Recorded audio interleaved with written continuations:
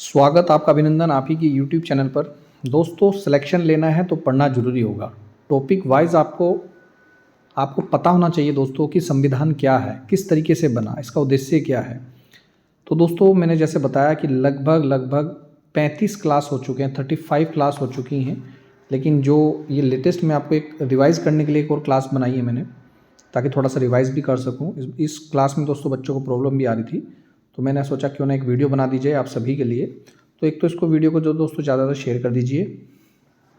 आज का टॉपिक है लोकसभा के जो पदाधिकारी होते हैं वो कौन लोग होते हैं, उनका क्या कार्य होता है और क्या उनके अधिकार होते हैं। तो दो लोग हैं, एक अध्यक्ष होता है दोस्तों, एक उपाध्यक्ष। थोड़ा सा मैं रिवाइज करा देता हूँ लोकसभा होती क्या है। लोकसभा की संरचना यानी कि लोकसभा संविधान के 81 आर्टिकल में होती है।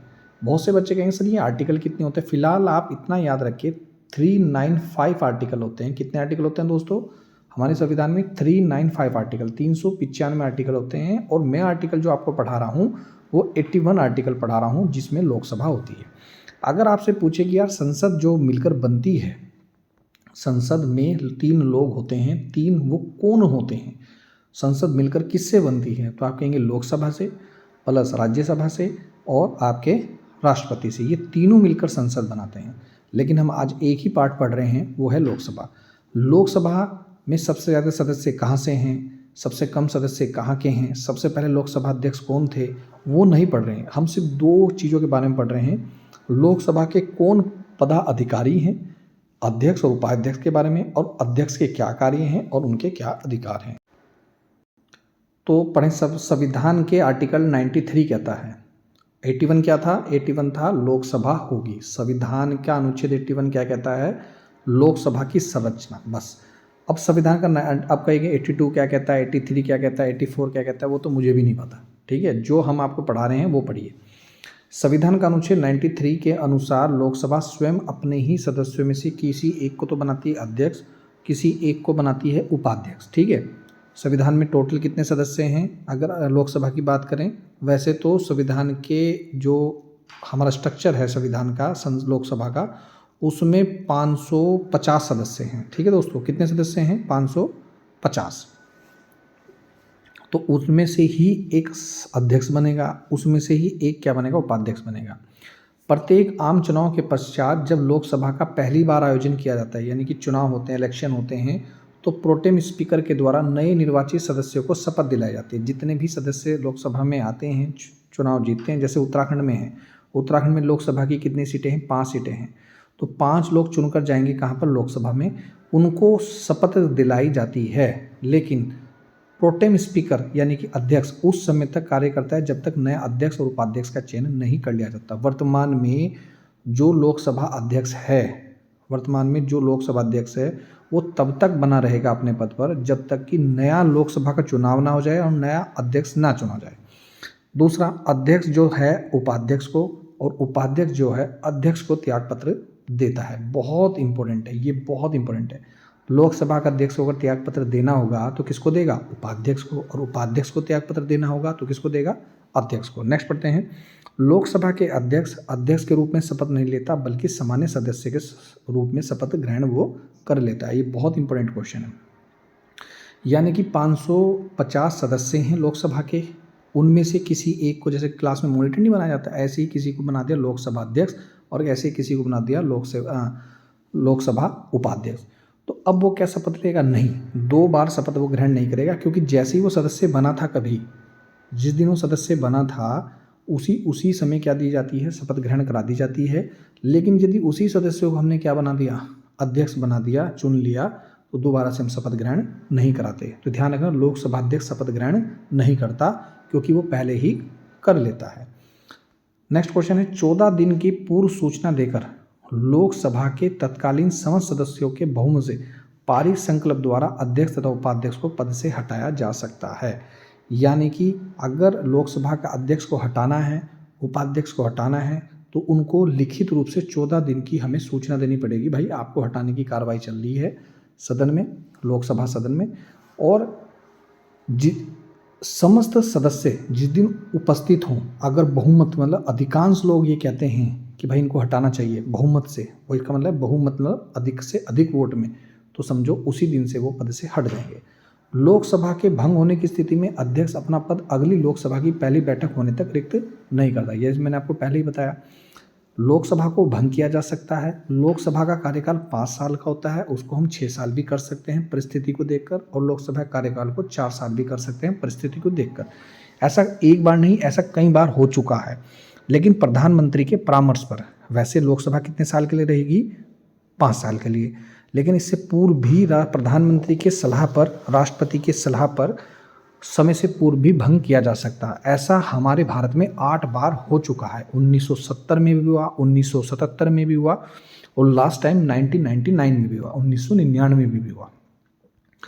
तो अगर आपसे पूछे क्या लोकसभा को भंग किया जा सकता है? यस। क्या लोकसभा के टाइम पीरियड को कम किया जा सकता है? यस। पर क्या राज्यसभा के टाइम पीरियड को कम किया जा सकता है? आप कहेंगे नहीं। राज्यसभा का जो टाइम है वो 6 साल का है। राज्यसभा कितने समय के लिए बनती है? 6 साल के लिए। ना तो उसके समय को कम किया जा सकता, ना ही उसके समय को बढ़ाया जा सकता। 6 है, 6 ही रहेगा। लेकिन लोकसभा के समय को घटाया और बढ़ाया जा सकता है। लोकसभा में अध्यक्ष की अनुपस्थिति में उपाध्यक्ष, उपाध्यक्ष की अनुपस्थिति में राष्ट्रपति द्वारा बनाए गए वरिष्ठ सदस्यों का पैनल में से कोई व्यक्ति पीठासीन होता है। इस पैनल में आमतौर पर 6 सदस्य होते हैं। अगर कोई पैनल बनाना हो किसी चीज़ पे भाई बात करनी है, डिबेट करनी है, तो लोकसभा नहीं है, अध्यक्ष नहीं, लोकसभा का अध्यक्ष छुट्टी पे है, बीमार है, कहीं गया हुआ है, तो ऐसी स्थिति में लोकसभा के अध्यक्ष की अनुपस्थिति में उपाध्यक्ष संभालेगा चार्ज। उपाध्यक्ष नहीं है तो उसकी उपस्थिति में राष्ट्रपति जिसको चाहेगा वरिष्ठ सदस्यों का पैनल में से कोई भी व्यक्ति क्या हो सकता है? पीठासीन हो सकता है। तो आई बात समझे। लेकिन कम से कम वो 6 सदस्य होना चाहिए। ऐसे तरीके से इस पैनल में कितने सदस्य होते हैं? अगर हम ऐसा रखते हैं तो 6 कम से कम सदस्य होते हैं। दूसरा है लोकसभा का अध्यक्ष के कार्य और अधिकार हैं क्या? देखिए, सदन के सदस्यों के प्रश्नों को स्वीकार करना, उन्हें नियमित करना और नियम के विरुद्ध घोषित करना, ये लोकसभा अध्यक्ष के कार्य हैं। अभी आपने पढ़ा कि आपने कभी देखा भी होगा डिबेट चलते हुए, वो कहते हैं कि भाई आप नहीं बोलेंगे, आप बैठ जाइए, आपका टाइम खत्म हो गया है, आप बोलिए। तो जितने भी सदस्य हैं, 550 सदस्य बताया था ना मैंने, उनमें से सभी सदस्यों की अपनी समस्याएं होंगी, कुछ सुझाव होंगे, कुछ सलाहें होंगी।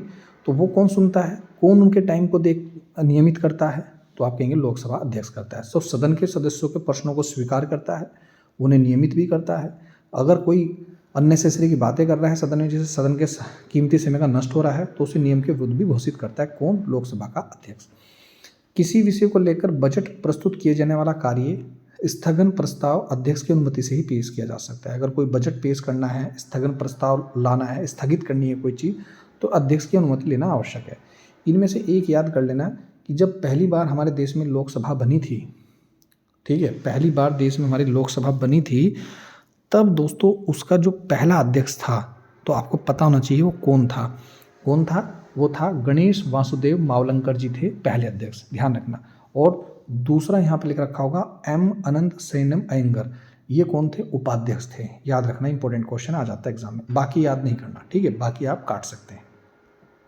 अब जो वर्तमान में लोकसभा चल रही है उसको याद कर लेना, ठीक है। वह विचाराधीन विधेयक पर बहस रुकवा सकता है।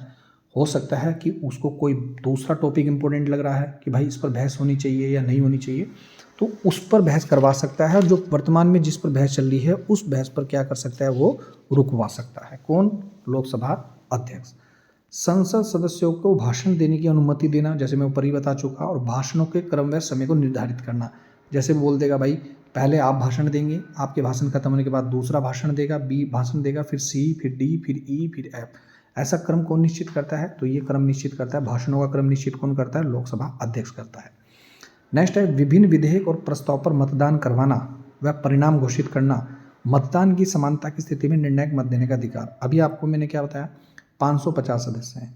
सपोज करो किस दिन मीटिंग होती है और 550 सदस्यों में से 500 लोग आए और बात हुई कि बताओ भाई कोई विधेयक पारित हुआ या प्रस्ताव पारित हुआ कि बताओ भाई कितने लोग हाँ में जाते हैं। तो मान लो कि सपोज करो 250 लोग हाँ में चले गए कि यस इस चीज़ को कर दीजिए, और 250 लोग ना में चले गए कि नहीं ये नहीं करना चाहिए, यानी कि समान वोट पड़ गई।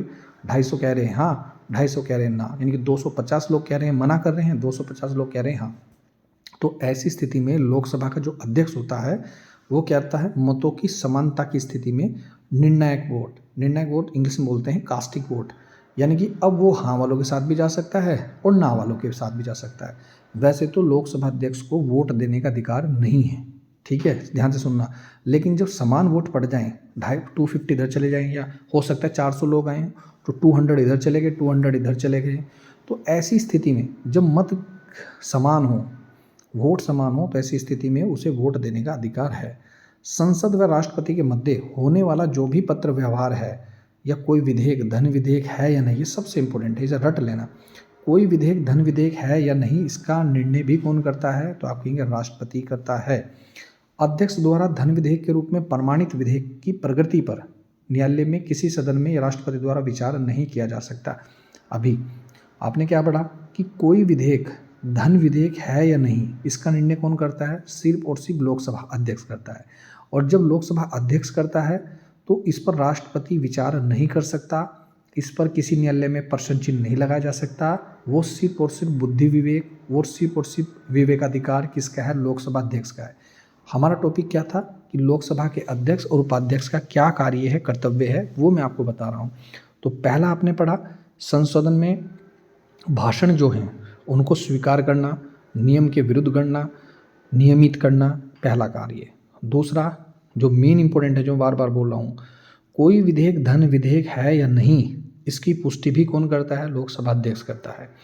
और इस पर किसी तरह का प्रश्न चिन्ह, किसी तरह का प्रश्न में न्यायालय या राष्ट्रपति द्वारा विचार नहीं किया जा सकता। नेक्स्ट पढ़ते हैं, यदि उसकी आज्ञा से कोई विधेयक गजट में प्रकाशित हो जाता है तो उसे पेश करने के लिए किसी प्रस्ताव की आवश्यकता नहीं रहती। यानी कितनी बड़ी पावर दे रखी है लोकसभा अध्यक्ष को, ठीक है। लोकसभा में विपक्ष के नेता को राजकोष से वेतन प्राप्त होता है, वह उसे कैबिनेट स्तर के मंत्री के समान समस्त सुविधाएं प्राप्त भी होती हैं। ठीक है, लोकसभा में जो एक तो होता है पक्ष का नेता, एक होता है विपक्ष का नेता। जो विपक्ष का नेता होता है उसे भी सेम सुविधाएं प्राप्त होती हैं जो कि पक्ष वाले नेता को प्राप्त होती हैं, यानी कि कैबिनेट स्तर के मंत्री के समान ही समस्त सुविधाएं उसको प्राप्त होती है। नोट, न्यूनतम 55 सांसद वाला दल ही लोकसभा में विपक्षी दल होने का दावा कर सकता है। जिस प्रकार आपने पढ़ा होगा कि सरकार उसी की बनेगी कि वो कम से कम इतनी वोट लेकर आए, ठीक है, 250, 251 इतनी वोट लेकर आए तभी तो सरकार बनेगी। लेकिन यहाँ पर क्या करें कि कम से कम विपक्ष भी 55 वोट लेकर आए, मतलब पूरे भारत में 55 सांसद तो कम से कम हों उसके, तभी वो विपक्ष कहलाएगा, नहीं तो मिला जुला विपक्ष बनेगा। जैसे कि अभी हाल ही में क्या हुआ, उससे अब तो खैर बन गया, उससे पिछली बार क्या बना कि विपक्ष 55 सांसद भी लेकर नहीं आ पाया, आपने समझ रहे हैं। तो यानी कि कांग्रेस अपने 55 सांसद भी नहीं लेकर आ पाई थी, जिस वजह से दोस्तों क्या बना, विपक्षी दल ही नहीं बन पाया, यानी कि मिली जुली विपक्षी दल बना था। नेक्स्ट है प्रथम लोकसभा का कार्यकाल। जब देश आज़ाद हुआ था तब 17 अप्रैल 1952 से 4 अप्रैल 1957 तक 5 साल तक क्या चली थी, प्रथम लोकसभा चली थी। प्रथम लोकसभा का अध्यक्ष मैंने बता दिया, श्री जी गणेश मावलंकर जी थे, और उपाध्यक्ष कौन थे, अनंत संयनम थे। अब नेक्स्ट टॉपिक जो हम पढ़ाने वाले, नेक्स्ट जो हमारी क्लास आने वाली आज ही आ जाएगी, संसद और संसद सदस्यों से संबंधित कुछ विशेष बातें। ये तो आपने लोकसभा के अध्यक्ष और उपाध्यक्ष से संबंधित बातें पढ़ी, जैसे क्लास में मॉनिटर होते हैं उससे रिलेटेड बातें पढ़ी कि वो क्या कर सकता है, क्या नहीं कर सकता, क्या उसके अधिकार हैं। लेकिन जो क्लास में स्टूडेंट हैं, बच्चे हैं, इसी प्रकार जो संसद में यानी कि लोकसभा में जो सांसद हैं, सभापति हैं, उनके क्या अधिकार हैं, उनके क्या कर्तव्य हैं, वो हम पढ़ेंगे नेक्स्ट वीडियो में। तो ये थी दोस्तों महत्वपूर्ण वीडियो। जिसको भी नोट्स लेने, नोट्स परचेज कर सकता है, क्लास ज्वाइन करनी है क्लास ज्वाइन कर सकता है। मिलता हूँ नेक्स्ट वीडियो में। वीडियो देखने दोस्तों धन्यवाद। जय हिंद, जय उत्तराखंड।